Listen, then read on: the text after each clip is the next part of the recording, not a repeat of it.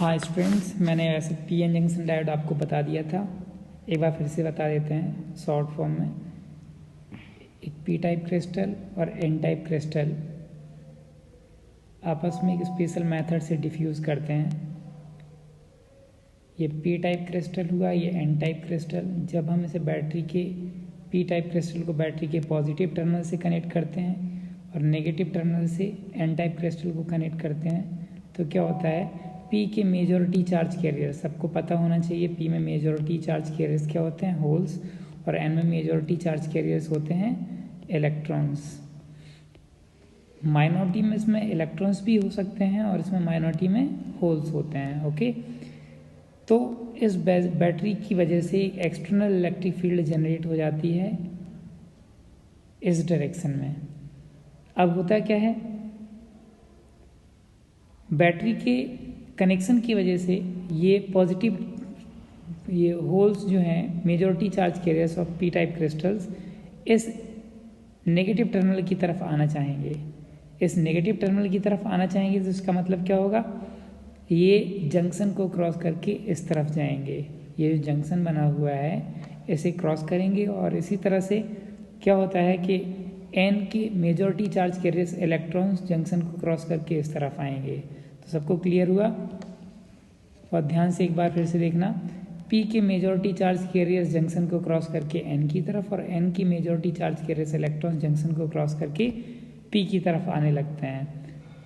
और bulk amount में transfer होने की वजह से क्या होता है कि इस जंक्शन के दोनों साइड यहाँ पर होल्स इकट्ठे होने लगते हैं और यहाँ पर इलेक्ट्रॉन्स इकट्ठे होने लगते हैं, एक साथ कलेक्ट हो गए और एक इलेक्ट्रॉन क्लाउड या रश या जाम कुछ भी कह लो, उस वजह से क्या यहाँ पर एक लेयर फॉर्म हो जाती है। इस लेयर का नाम देते हैं डिप्लीशन लेयर। डिप्लीशन लेयर, इसकी थिकनेस अप्रॉक्स 10⁻⁻6 मीटर के ऑर्डर की होती है।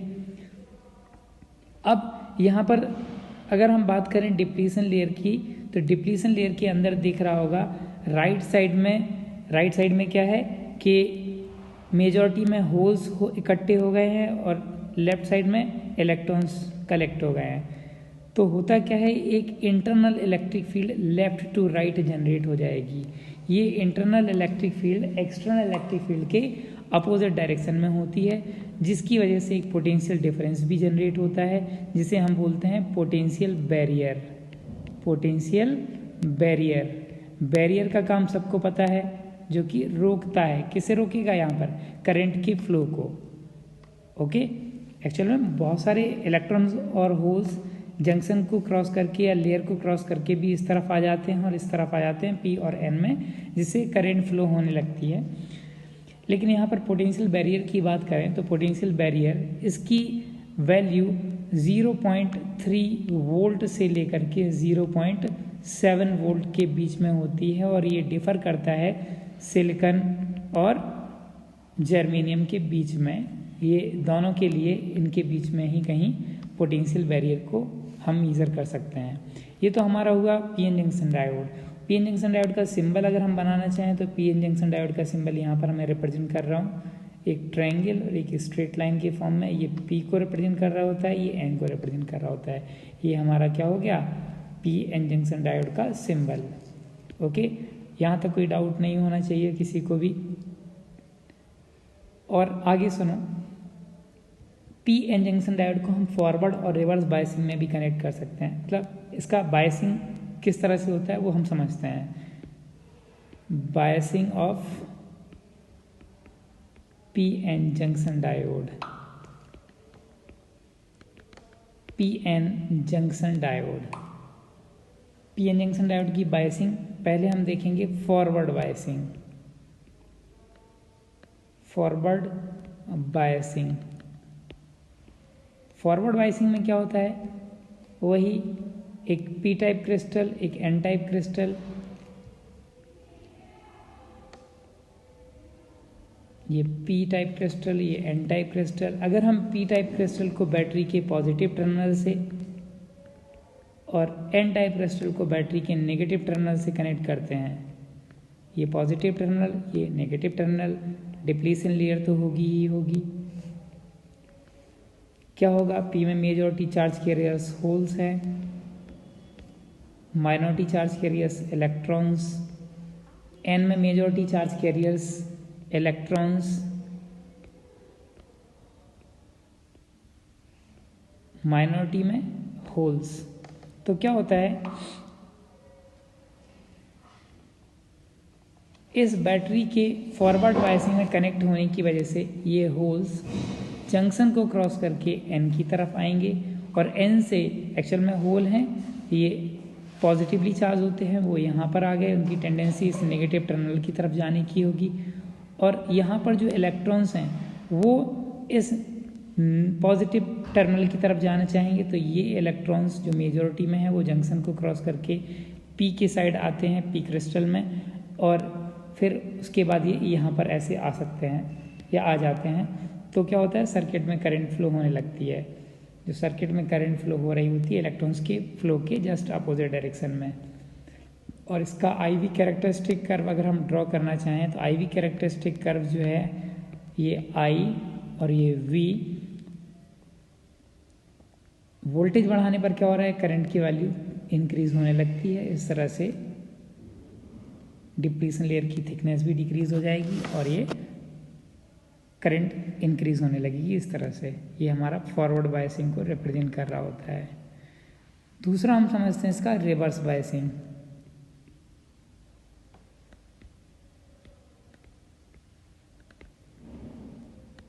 रिवर्स बायसिंग में क्या होता है, वही पी एन जंक्शन डायोड, ये पी टाइप क्रिस्टल, ये N type crystal, depletion layer. अब क्या होगा, पी टाइप क्रिस्टल को बैटरी के नेगेटिव टर्मिनल से और positive terminal of the battery is connected with the N type crystal of P N junction diode. Majority charge carriers in the P are holes and in minority electrons. In n-type crystal, the majority charge carriers are electrons and the minority charge carriers are holes. Okay? क्या होगा कि जब हम इसे battery को इस तरह से कनेक्ट करते हैं तो बैटरी को कनेक्ट करने पर ये मेजॉरिटी चार्ज कैरियर्स पी के होल्स, ये इनकी टेंडेंसी होगी इस नेगेटिव टर्मिनल की तरफ आने की, मतलब ये यहाँ को मूव करेंगे, और इलेक्ट्रॉन्स जो हैं वो इलेक्ट्रॉन पॉजिटिव टर्मिनल की तरफ आना चाहेंगे, मतलब ऐसे यहाँ को मूव करेंगे। लेकिन तो क्या इस तरह से जंक्शन क्रॉस नहीं हुआ तो करंट फ्लो नहीं होनी चाहिए, बट सबको पता है कि पी में माइनॉरिटी चार्ज कैरियर्स इलेक्ट्रॉन्स हैं और होल्स माइनॉरिटी चार्ज कैरियर्स किसके, एन टाइप क्रिस्टल के हैं। तो ये जो होल है वो जंक्शन क्रॉस करेगा इस नेगेटिव टर्मिनल की तरफ आने के लिए, तो ये जंक्शन क्रॉस करके इस तरफ आ जाएगा, और जो इलेक्ट्रॉन माइनॉरिटी में पी टाइप क्रिस्टल में थे वो जंक्शन को क्रॉस करके एन टाइप क्रिस्टल में आ जाएंगे। जंक्शन क्रॉस होगा, जैसे ही इलेक्ट्रॉन इस तरफ पहुंचेगा वो मूव करके इस पॉजिटिव टर्मिनल तक आ जाएगा और सर्किट में करंट फ्लो होने लगेगी। ओके, लेकिन माइनॉरिटी चार्ज कैरियर्स का नंबर बहुत कम होता है। सो इसका अगर हम आईवी कैरेक्टरिस्टिक कर्व देखते हैं, आईवी कैरेक्टरिस्टिक कर्व ये आई, ये वी, रिवर्स बायसिंग है, इसलिए क्या बहुत एक वीक करंट फ्लो हो रही होती है, बहुत वीक करंट फ्लो हो रही होती है, जिसे हम बोलते हैं रिवर्स करंट और डार्क करंट।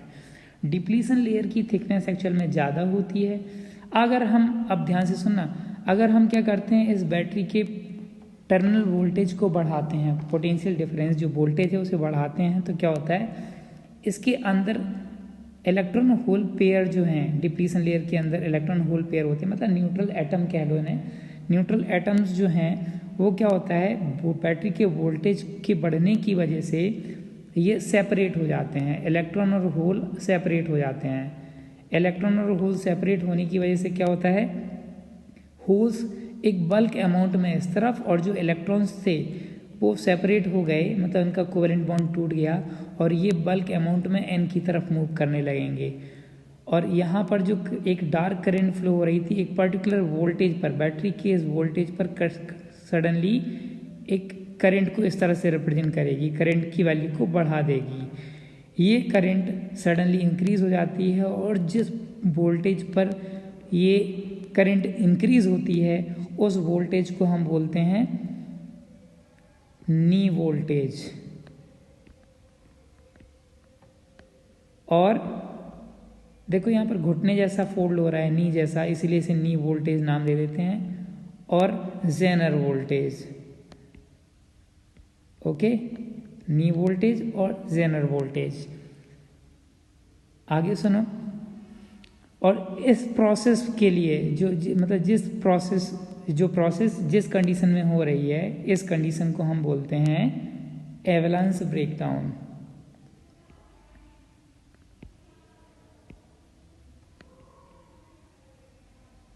एवलांस ब्रेकडाउन एक प्रोसेस जिस पर करंट एक पर्टिकुलर वोल्टेज या नी वोल्टेज या जनरल वोल्टेज पर सडनली इंक्रीज हो जाती है, उसे हम बोलते हैं उस प्रोसेस को एवलांस ब्रेकडाउन। यहाँ तक कोई डाउट नहीं होना चाहिए किसी को। अब इसके बेस पर हम यूज़ करते हैं इसे, use of P N junction diode. P N junction diode ये दो तरह से यूज़ होता है, फिलहाल दो तरह से हम बाद में बताते हैं। ये एज रेक्टिफायर, रेक्टिफायर को समझो। रेक्टिफायर का मतलब होता है AC to DC conversion.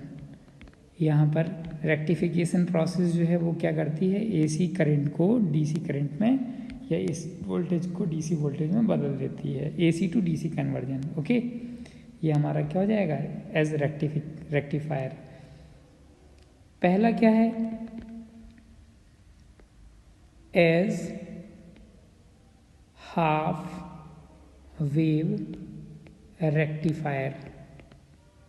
As half wave rectifier. Half wave rectifier के फॉर्म में यूज़ करने के लिए हम केवल एक PN जंक्शन डायोड का यूज़ करेंगे। इसके लिए ट्रांसफार्मर की प्राइमरी कॉइल को AC सोर्स के साथ कनेक्ट कर देंगे। ये क्या है, AC सोर्स हमारा, ये ट्रांसफार्मर की प्राइमरी कॉइल और ये ट्रांसफार्मर की कोर होती हैं। ट्रांसफार्मर के सिंबल में सब पढ़ चुके हैं। ये secondary coil of the transformer, इसका ये A पॉइंट और ये B point. A end of the secondary coil is connected with the P-type crystal of PN junction diode, and the B point of secondary coil is connected with N-type crystal of PN junction diode through MN resistance wire। यहाँ पर ये input मिल रहा होता है, input है ये, input इस तरह से जाता है AC का। इसमें दो साइकिल होती हैं, फर्स्ट हाफ साइकिल, ये सेकंड हाफ साइकिल, इस तरह से। ओके, यहाँ पर हम आउटपुट गेन करेंगे MN रेजिस्टेंस वायर के थ्रू। ये हमारा क्या हो गया, डायोड। ये P-टाइप क्रिस्टल इसका, ये N-टाइप crystal. In the first half cycle of AC source, working ध्यान से सुनना, first half cycle of AC source, ये first half cycle of AC source में A पॉजिटिव होगा और B नेगेटिव होगा। A पॉजिटिव होने की वजह से P पॉजिटिव हो जाएगा, P-टाइप crystal is positive, and B negative होने की वजह से N-टाइप क्रिस्टल विल बी नेगेटिव। देखो यहाँ पर A positive and B negative, मतलब P positive and N negative, P positive and N negative. P positive N negative means forward bias. Forward bias में करंट फ्लो हो रही होती है। एक्चुअल में इलेक्ट्रॉन्स N से P की तरफ जाते हैं। इलेक्ट्रॉन ऐसे मूव करते हैं तो करंट की डायरेक्शन इलेक्ट्रॉन्स के मूवमेंट के जस्ट अपोजिट डायरेक्शन में होगी। इलेक्ट्रॉन्स के opposite current N to M flow होगी। मतलब फर्स्ट हाफ साइकिल में हमें करंट मिली due to forward biasing of PN junction diode. In second half cycle of AC source, ये जो second half cycle of AC source है, इसमें ये पोलरिटी A और B पॉइंट की चेंज हो जाएगी। ये नेगेटिव हो जाएगा, ये पॉजिटिव हो जाएगा। In second half cycle of AC source P negative हो गया अब और N पॉजिटिव हो गया। P पॉजिटिव और N नेगेटिव तो फॉरवर्ड बायसिंग होता है, और जिस इसका उल्टा P नेगेटिव and N positive, then it will be reverse biasing of PN junction diode. Reverse biasing एक डार्क करंट फ्लो हो रही होती है या एक बहुत वीक करंट जो कि इस रेजिस्टेंस में नोटिफाई नहीं करी जा सकती है। तो क्या होगा, सेकेंड हाफ साइकिल में कोई करंट नहीं मिलेगी हमें, या डार्क करंट मिलेगी। इन नेक्स्ट हाफ साइकिल फिर से ये A पॉजिटिव हो जाएगा, B नेगेटिव हो जाएगा, ये फॉरवर्ड बायसिंग को रिप्रेजेंट करेगा, करंट मिलेगी, ओके करंट मिलेगी, ये करंट मिलेगी। उसके बाद नेक्स्ट हाफ में नहीं मिलेगी, फिर नेक्स्ट हाफ में मिलेगी। तो इस तरह से ये दिख रहा है, ये हाफ वेव के फॉर्म में हमें ये आउटपुट मिल रहा है। ये हमारा क्या है, आउटपुट, और ये हमारा था इनपुट। इस तरह से हम एक PN जंक्शन डायोड का यूज़ करके एज हाफ वेव रेक्टिफायर के फॉर्म में इसे यूज़ कर सकते हैं। सेकंड हमारा होगा as full wave rectifier. Full wave rectifier के फॉर्म में यूज़ करने के लिए हमें 2 PN जंक्शन डायोड का यूज़ करना होता है। सेम वही प्रोसेस, ये ट्रांसफार्मर की प्राइमरी कॉइल AC सोर्स से कनेक्ट कर दी गई, transformer course, secondary coil of transformer, इसका ये A पॉइंट, ये B पॉइंट। A पॉइंट को एक PN जंक्शन डायोड के P टाइप क्रिस्टल से और B पॉइंट को दूसरे डायोड के P टाइप क्रिस्टल से कनेक्ट कर दिया गया। ये N टाइप क्रिस्टल, ये 2 PN जंक्शन डायोड यूज़ करे मैंने। दोनों PN जंक्शन डायोड के N टाइप क्रिस्टल्स को हम कॉमनली कनेक्ट करेंगे इस सेकेंडरी कॉइल के तीसरे पॉइंट C से एक MN रेजिस्टेंस वायर के थ्रू। ओके, क्लियर हुआ? एक बार फिर से इसकी वर्किंग सुन लो, यह कंस्ट्रक्शन।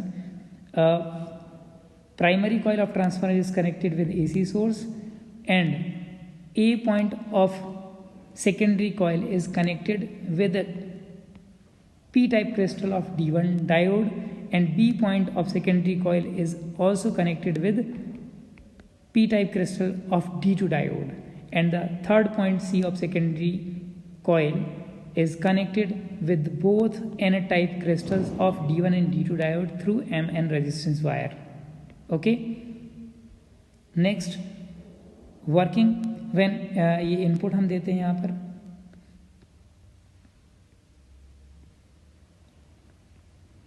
ये इनपुट हो गया AC सोर्स का। यहाँ पर हम आउटपुट गेन करेंगे रेजिस्टेंस में करंट को लेकर के। इन first half cycle of AC source A is positive and B is negative. A positive B negative. अब बहुत ध्यान से सुनना, इस तरह की बाइसिंग अगर करते हैं ना, थर्ड पॉइंट CB है तो हाई पोटेंशियल पे A होगा, उससे कम पे C होगा, उससे कम पे B होगा।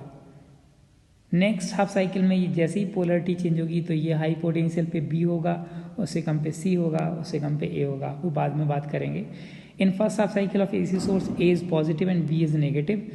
A पॉजिटिव होने से D1 डायोड की P टाइप क्रिस्टल पॉजिटिव हो गई और B नेगेटिव होने से D1 डायोड का P क्रिस्टल नेगेटिव हो गया। मतलब ये फॉरवर्ड बायस को रिप्रेजेंट करेगा, ये रिवर्स बायस को रिप्रेजेंट करेगा। N नेगेटिव होगा इसकी वजह से और N पॉजिटिव इसका होगा इसकी C पॉइंट की वजह से। तो ये इतना क्लियर होना चाहिए बायसिंग को देखते हुए। हाँ, अब आगे हम आते हैं फॉरवर्ड बायसिंग में करंट P से N की तरफ, N से P की तरफ इलेक्ट्रॉन्स जाएंगे, करंट P से N की तरफ फ्लो होगी, मतलब ये करंट आएगी N से M की तरफ फ्लो होगी। करंट हमें मिली in first half cycle, we get current, sufficient current in first half cycle. In second half cycle A is negative and B is positive. A negative और B positive होने से अब क्या होगा, ये जो D2 डायोड है अब ये फॉरवर्ड बायसिंग में होगा, फॉरवर्ड बायसिंग, और ये जो है D1 डायोड वो रिवर्स बायसिंग में होगा। इनके पॉजिटिव और नेगेटिव टर्मिनल को देखते हुए। अब सर्किट में मीन्स एन रेजिस्टेंस वायर था, उसमें करंट जाएगी और वो भी फॉरवर्ड बायसिंग वाले D2 डायोड से N2M, इससे करंट अब नहीं जाएगी। D1 से करंट ना जा करके D2 डायोड से फॉरवर्ड बायसिंग में है जो कि करंट फ्लो होगी। In second half cycle we again gain a current. In next half cycle A फिर से पॉजिटिव हो जाएगा, B नेगेटिव हो जाएगा। थर्ड हाफ में D1 की वजह से करंट मिलेगी। अब नेक्स्ट हाफ साइकिल में करंट फिर से मिली, फिर नेक्स्ट हाफ में D2 की वजह से मिलेगी। तो इस तरह से हमारा ये आउटपुट मिलता जाएगा और यहाँ पर दिख रहा होगा DC का फुल वेव को रिप्रेजेंट कर रहा है ये। तो ये आउटपुट हमारा इस तरह से मिल जाएगा। ओके, कि हमारा क्या हुआ as full wave rectifier. I hope सबको समझ में आया होगा। नेक्स्ट आगे हम पढ़ेंगे नेक्स्ट